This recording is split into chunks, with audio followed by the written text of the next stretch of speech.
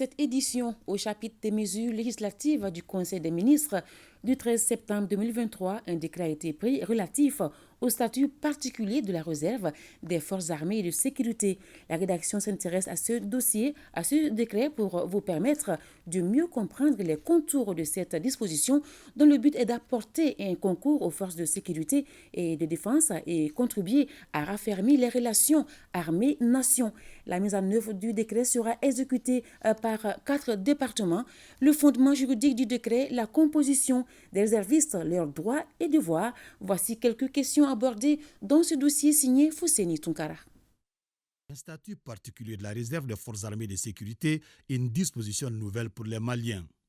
En prenant un décret relatif à ces statuts, le président de la transition, le colonel Assimi Goïta, s'est fié à la nouvelle loi fondamentale qui régit notre pays depuis le mois de juillet dernier. Le fondement d'abord, c'est l'article 24 de la nouvelle constitution qui dit que la défense de la patrie est un devoir pour tout citoyen et que tous les citoyens âgés de 18 ans peuvent être mobilisés aux côtés des forces armées de sécurité pour la défense de la nation.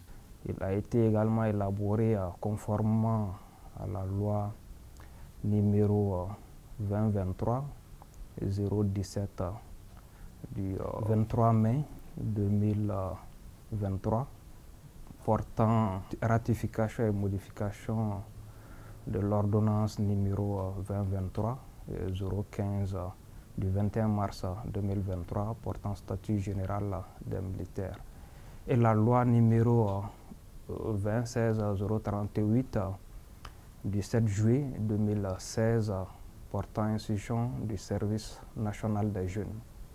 Il est nécessaire aujourd'hui de mettre cette réserve en place pour vraiment permettre également de faire face à la menace que nous avons aujourd'hui, parce que cette menace peut être combattue non seulement par les militaires, mais également par l'ensemble de la population qui a un certain âge et qui a une certaine capacité.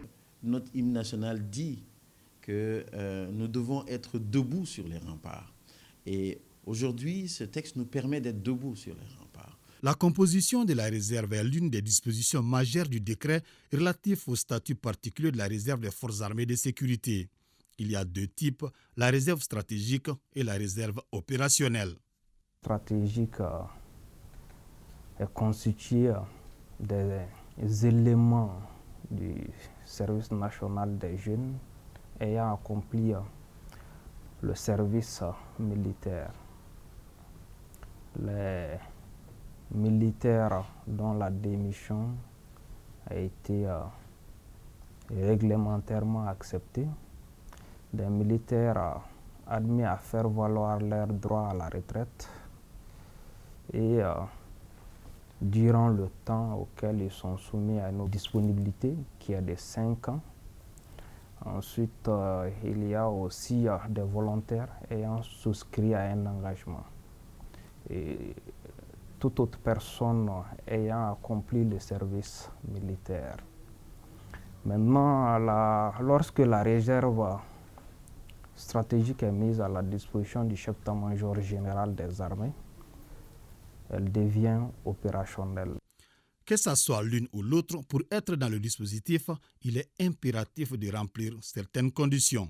Pour être admissible dans la réserve stratégique, il faut être apte à exercer une activité dans la réserve.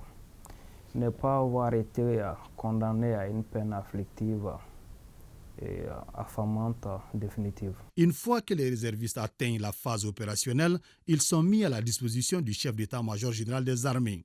C'est à ce stade qu'ils sont soumis à des devoirs et bénéficient de tous leurs droits. Le ministre de la Défense doit faire connaître à l'employeur l'imminence de la mobilisation.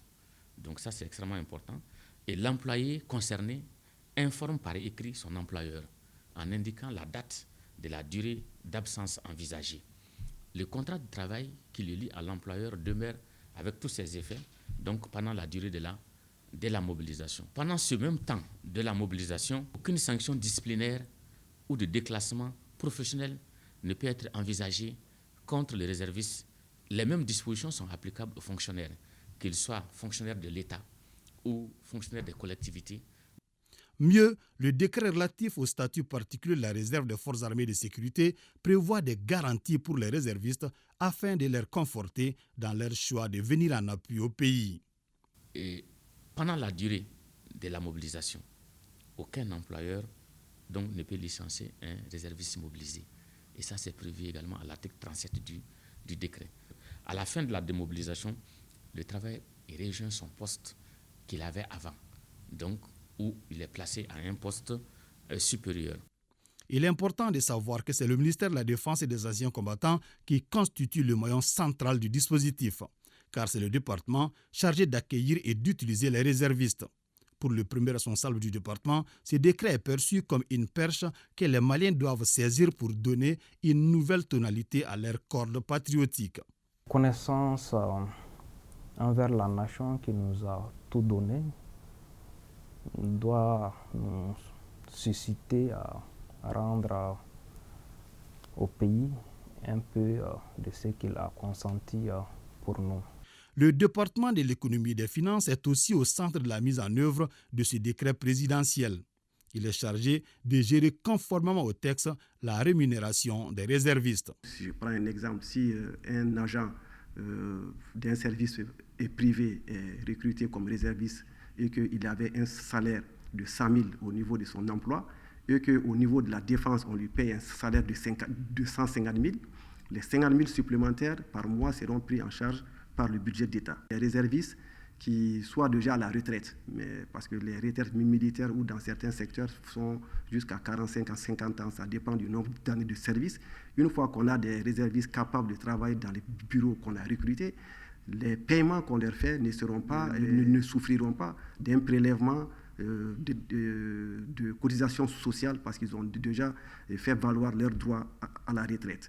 À l'image des actes majeurs posés par les autorités de la transition et qui ont été largement expliqués aux populations, il en sera de même pour ce décret relatif au statut particulier de la réserve des forces armées de sécurité. Déjà, le ministère de la Jeunesse est dans cette dynamique de sensibilisation. La première chose, c'est d'expliquer ce décret au niveau de la jeunesse. Toutes nos sorties que nous faisons depuis le décret nous permet d'aller dans les instances, les cadres où nous avons les jeunes pour les expliquer pourquoi un dispositif comme ça est important. Dans l'article 33 du décret relatif au statut de la réserve des forces armées de sécurité, il est précisé que le temps de la mobilisation des réservistes ne peut excéder 3 mois accumulés par an, sauf en cas de force majeure.